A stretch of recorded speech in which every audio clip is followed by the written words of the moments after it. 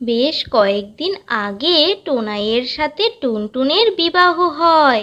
বিয়ের পর টোনাই আজ প্রথম তার শ্বশুরবাড়িতে যাবে। তিলপুকুর নামের একটি ছোট্ট গ্রামে ছিল টোনাইয়ের শ্বশুরবাড়ি।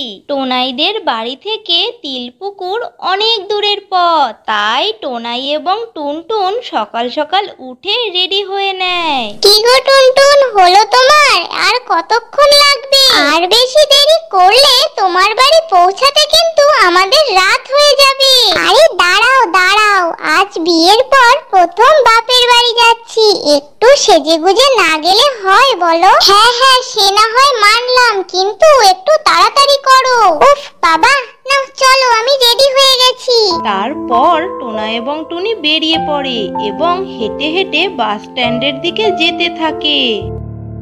বাস স্ট্যান্ডের কাছে পৌঁছে টুনি এক মাছ বিক্রেতাকে ইলিশ মাছ বিক্রি করতে দেখে তার কাছে যায়। কি হে কবুতর ভাই, তোমার ইলিশ কত করে? ইলিশ 300 টাকা জোড়া। ঠিক আছে, আমাকে তবে দুটো ইলিশ দিয়ে দাও। ইলিশ কিনে টোনাই এবং টুনটুন বাসে ওঠে। কিছুক্ষণের মধ্যেই বাসটি চলতে শুরু করে এবং বাসটি তিলপুকুর পৌঁছাতে পৌঁছাতে বিকাল গড়িয়ে সন্ধ্যা হয়ে যায়। তার ওপর টোনাই এবং টুনটুন বাস থেকে নামতেই শুরু হয় কালবৈশাখী ঝড় বৃষ্টি। চারিপাশটা অন্ধকারে ঢেকে যাওয়ায় তারা পথঘাট তেমন ভালোভাবে দেখতে পাচ্ছিল না এবং আশেপাশে কোনো যানবাহনও ছিল না। কি ঝড় বৃষ্টি শুরু হলো রে বাবা, আকাশ যেন একেবারে ভেঙে পড়ছে। বাবা গো টোনাই, কি জোরে বাজ পড়ছে, আমার তো খুব ভয় করছে। টোনাই এবং টুনটুন তাদের কাছে থাকা ছাতাটি মাথায় দিয়ে কোনো রকমে অন্ধকার ঢাকা পথটি দিয়ে হাঁটতে শুরু করে। কোনো রকমে কিছুটা পথ যাওয়ার পর এক দমকা বাতাস আসায় টোনাইয়ের ছাতাটি কোথায় যেন উড়ে যায়। তখন টোনাই তার নববিবাহিতা স্ত্রী টুনটুনকে নিয়ে এক গাছের তলায় গিয়ে দাঁড়ায়। তখনই হঠাৎ তাদের পেছন থেকে কে যেন বলে উঠল, ও মা, ইলিশ কত করে নিল রে?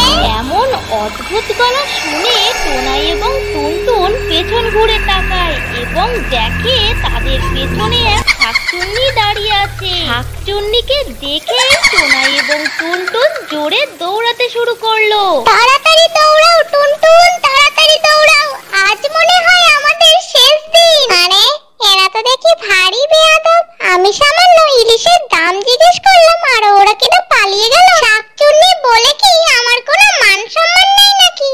এদিকে টোনাই এবং টুনটুন অনেকটা দৌড়ানোর পর আবারও একটি গাছের তলায় গিয়ে বসে। টোনাই, আমার অনেকটা কষ্ট হচ্ছে, আমি আর দৌড়াতে পারছি না। যা বলেছো টুনটুন, আজ মনে হয় শ্বশুর বাড়ি নয়, একেবারে জমির দুয়ারে পৌঁছে যাচ্ছিলাম। এমন সময় কে যেন একটা সরসর করে গাছ থেকে উল্টো হয়ে নামতে থাকে এবং টোনাই এবং টুনটুনের মুখের সামনে এসে বলতে থাকে, কি রে, বল না, ইলিশ কত করে নিল রে?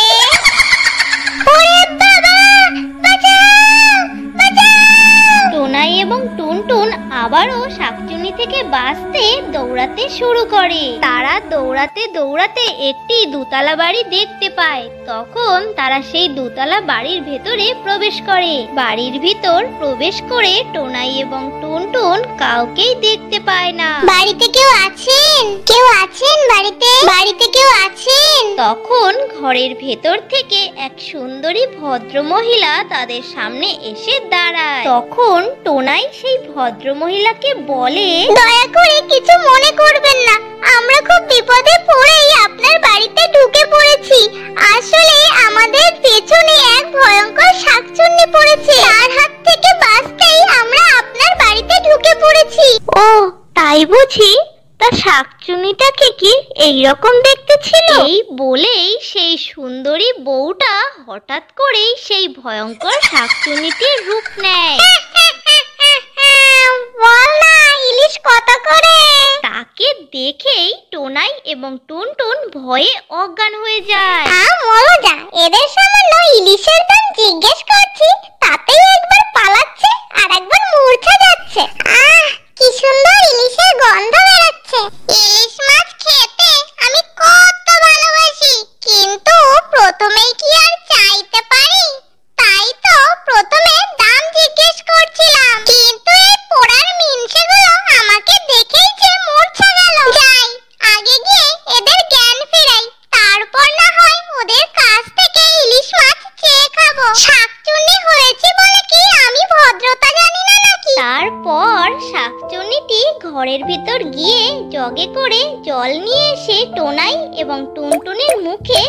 ঘুমাতে থাকে। কিছুক্ষণের মধ্যে টোনাই এবং টুনটুনের জ্ঞান ফিরে আসে।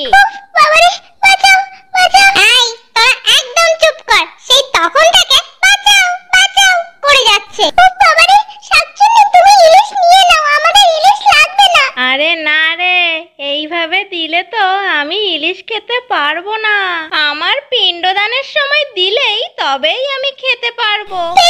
পিণ্ডদানের সময় মানে? তবে শোন, সব ঘটনা তোদের খুলে বলি। আমি এই গ্রামের এক জমিদারের বাড়িতে কাজ করতাম। একদিন সেই জমিদারের বাড়িতে ইলিশ মাছ রান্না হয়েছিল, আর আমি তো ইলিশ মাছ খুব ভালোবাসতাম। তাই আমি একটা ইলিশ মাছ চুরি করে খেতে গেছিলাম। আমি যে ইলিশ মাছ হাতে নিয়েছি, অমনি জমিদারের বউ সেখানে চলে আসে। আমাকে ইলিশ মাছ খেতে দেখে সে রাগে গজগজ করতে করতে আমার কাছে আসে এবং আমাকে এক ধাক্কা মারে, আর আমি গিয়ে পাশের উনানের মধ্যে পড়ি এবং আগুনে পুড়েই মারা যাই। অপঘাতে মৃত্যু হওয়ায় আমি এখন এই শাকচুন্নি হয়েই ঘুরে বেড়াই। আমার শ্রাদ্ধও হয়নি, পিণ্ডদানও হয়নি। তখন টোনাই বলে, আচ্ছা শাকচুন্নি, ঠিক আছে, আমরা তোমার পিণ্ডদানের ব্যবস্থা করব। তোরা সত্যি বলছিস? হ্যাঁ শাকচুন্নি মাসি, আমরা তোমার পিণ্ডদানের ব্যবস্থা করব। তোরা না খুব ভালো। তার পরের দিন টোনাই তার শ্বশুর বাড়ি গিয়ে তার শ্বশুর শাশুড়িকে সব ঘটনা খুলে বলে। তখন তারা সবাই মিলে শাকচুন্নির পিণ্ডদানের ব্যবস্থা করে এবং সেখানে ইলিশ মাছও দেয়।